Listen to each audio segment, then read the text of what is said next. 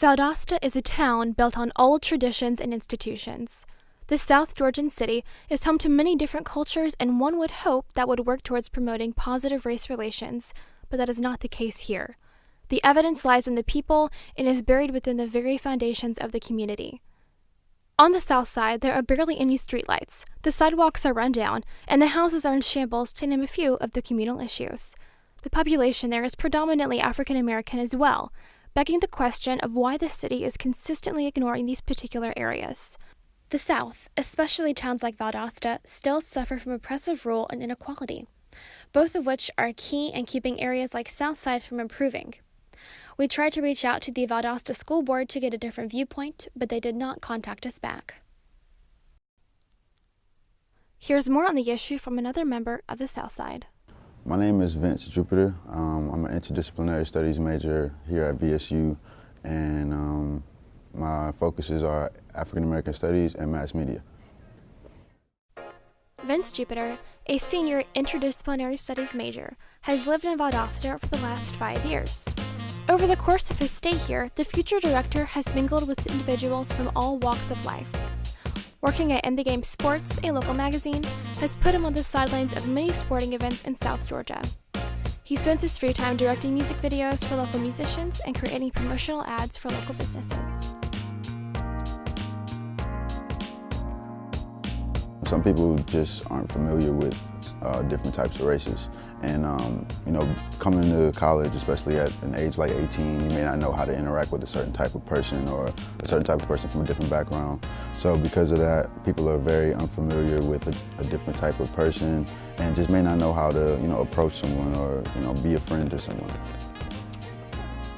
When it comes to inequality, I just feel strongly about it because I sometimes feel certain types of people don't always get, the same amount of opportunities that other people get, whether it be, white, black, Mexican, anything. I mean, it's just, in certain situations, not everyone gets treated the same, and that can go in almost any field, any area of study, any profession.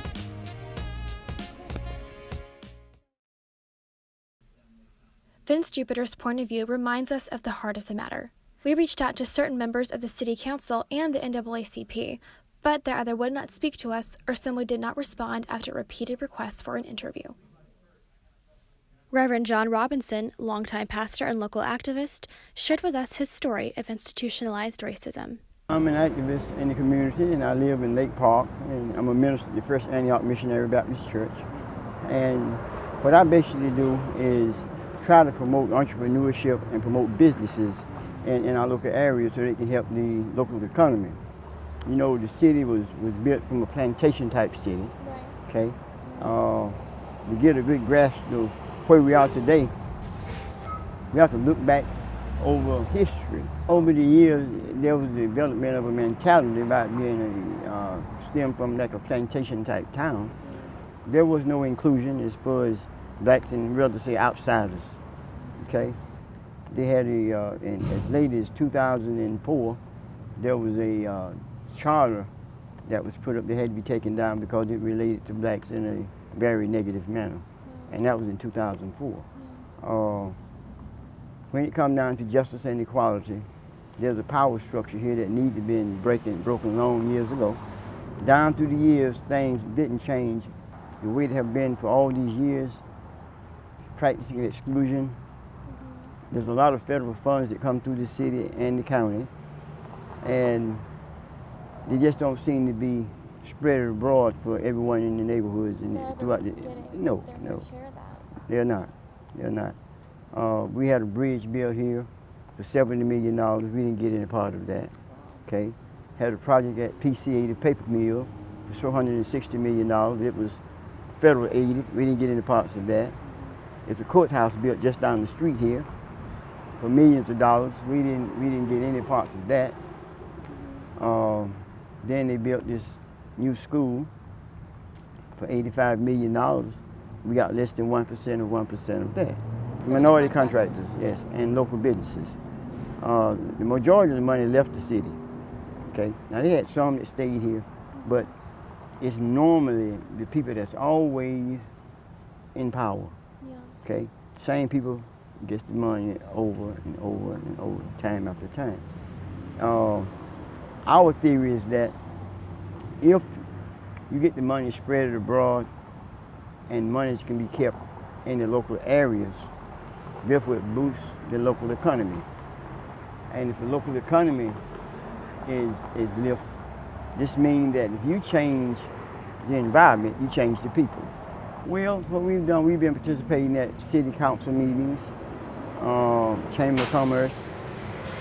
We've been active in putting on presentations to show the difference, to help make a difference, and we're still in the process of working now, okay? We want to try to bring people together so that they can begin to realize that it's enough for everybody. Another unfortunate statistic shows that Valdosta has experienced a 28% increase in population growth in the past 10 years, with most of the new residents being African American. Yet, these are some of the very people who are still struggling to be treated equally. Terry Kelly, one of the contractors who could not get bids despite the city's population growth and election of new officials, talked with us as well. He detailed what it has been like trying to get work in Valdosta as a minority. Right. The work here in Valdosta, I've been here, as I said, all my life. I yet have did everything, the VSEP programs they have. Matter of fact, right down the street, I helped fund the very first gentleman was named Hunter. Hunter started the first VSEP program. And when he started it, I was funding it for the start, yet still haven't got anything. I've been here all of my life, and I yet have a job from Valdosta. And I've did everything. I'm licensed here. I'm licensed in the state as a GCI, but yet I go all over the state, all the way up to Carolinas, Panama City, Florida, but I get work there. And I decided 2 years ago when this project came up about the high school, that I would bring some of the guys that I was working with here and see if we could put together a team to do work out there. So I went through, I met with the architects. Matter of fact, Ken Altman's father, his grandfather, my father did most of the surveying in this town. And then once they did that, Altman and I got together with 35 minority contractors to see if we can put together a nucleus that will work for us to do the new high school. We did everything that was qualified and asked of us to do. And once we did that, we bidded it, and I was the only minority contractor in this area to bid it. And from that point, they said I was the low bidder of the day of the bid. And the low bidder. I was the low bidder. They called me after the bid opened. Because I was the low bidder. And I was out there to do the clearing and grubbing. And when we started the project, they said that if we're gonna bid it in 3 phases. Once we got into the bid, I called them and set up time to meet with them and ask them, say, well, on the drawings, they're showing infrastructure for 1 whole bid. They said, we're gonna break it up in 3. I broke the bid up into 3 parts. And when I bidded it, the clearing and grubbing, they said I was low bidder, but I was extremely low. So from September the 1st to September the 13th, they allowed me to be low bidder. Then when we had a board meeting, they assumed that I couldn't do the work and they took it. I don't know a handful of subs in Valdosta that is on the programs here that actually get any work here. So the work has really been an old boy system, you know, and what it is, they bring in now, they used to would give us some sub work, but now they're doing it themselves. They're bringing in and they bring in workers and put together a team and do it themselves. They're not giving locals a chance to get that work. They're not giving locals any chance. Matter of fact, this project was $85 million, and we got less than 1% of 1% of minority contractor work. We don't have a 1 cent. It's ridiculous. Plumbers, carpenters, brick masons, tile setters, painters, contractors. We have at least 4 residential contractors here that are minorities, and we probably have 2 commercial contractors. And none of us receive any work at no time.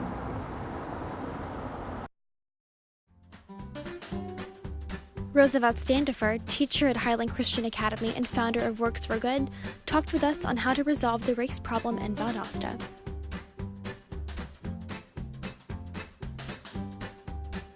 My role within the community is community engagement, and I say that working with organizations to help them make a difference and to ultimately give back to the community in a way that makes sure that the next generation is not only prepared but also available to be a part of the process. Works for Good is specifically set up for that. We would like to continue to mentor the next generation, but also provide access to opportunities, those opportunities that would allow them to grow in leadership, as well as giving them the opportunity to, one, interact with a diverse population, which South Georgia is very, what I would call, diverse. I think that until people actually get to know you and know where you're at, I think they would potentially discredit you from whether it be a stereotype of your ethnicity, or whether it be they are not used to interacting on a level of business, personally or socially, to an individual. I think it takes getting used to. It takes getting to know someone. And until that becomes a narrative where people are more interested in getting to know new people, regardless of their backgrounds or what they look like, what religion they might be, I think it's one thing that we will continue to see happen. And it's not with, I think, malice or ill intentions, but I think it's just comfortability. You're comfortable talking to people who talk like you, who look like you, who are interested in the things that you're interested in. I remember a story of a family member of mine that says to me, "You hunt? I can't believe you hunt." Well, let me just tell you this. Civilization was built upon the premise of, in order for you to eat, you had to kill something to eat. You had to grow something to feed your family. We're so disconnected from the reality of how we came along as a society. And I think we just need to get back to the basics. Right. And those things, I think, are fundamental things that if you don't look like me, if you don't talk like me, or if you don't interact within the circles that I am constantly getting access to go into, then you might discredit someone that might have potentially something that can add value to your life. Being united as a city, it's a unity. Yeah, it's a twofold question. You have to say, but united for what? United for what? And I think that goes to a bigger issue. What are we pushing for? A city can come together when you have the death of someone, like the tragedy that happened with the active shooter in Florida and all over the country throughout these last 10 years. We've seen an increase in school shootings. Well, we see communities unite together for a moment. So, yes, cities can come together for a moment, but what is the takeaway? What are we doing to really make social change? What are we doing to really make the change that could create a better environment for the next generation to grow up in? Well, so with Works for Good, we are actually taking the next generation and allowing them to participate in those very key and fundamental sectors of our community. In South Georgia, farming and agriculture is a huge industry, okay?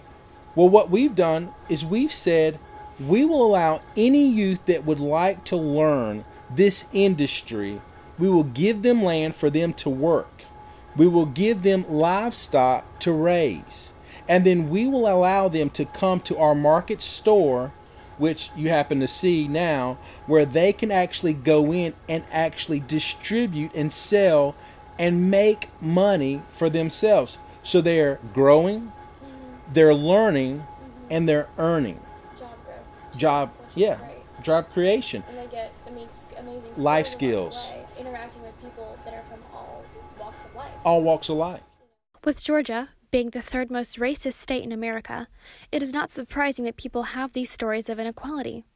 We have heard people's experiences, and Valdosta clearly has a lot of growing to do. But there are some who are ready to act. I have something here that'll show where they'll show that race here is the most common ethnicity is 80,000 versus blacks is 48,000. Okay. That's for Valdosta? Yes, that's one way of putting it, right? Then on the other hand, it contradicts itself. It shows where blacks is 50.3%. Okay. But now when this goes out, now this is in 2016, when this goes out, it shows where the city is majority white, which is not. We are in the Church of Truth and Fairness. We believe that if you get funding available throughout the black community and the old traditional black community, it'll change the structure of the neighborhood. You know, they come down, they gave us the Martin Luther King Monument, okay? That was like a Cadillac sitting in the middle of a landfill, okay? Because, you know, they come down, the city, they boasted about what they've done, but the minority contractors and local businesses didn't get into the work there, you know? And that was over $1 million. Yes, so it hurts to witness funding coming through a city. Everybody's thriving. As you can look around here in this city, I can point out every business here, but none of them is black owned. We went from getting our rights to vote, our freedom, and we became a labor force, not sharing in ownership. That's financing all the upper businesses that's not owned by minorities, okay? And that's a sad part. In other words, you can go out of the community and make the money, turn around and take it back to Winn-Dixie, take it back to Publix, take it back to JCPenney's, Walmart, but nothing is coming back into our own neighborhoods and communities.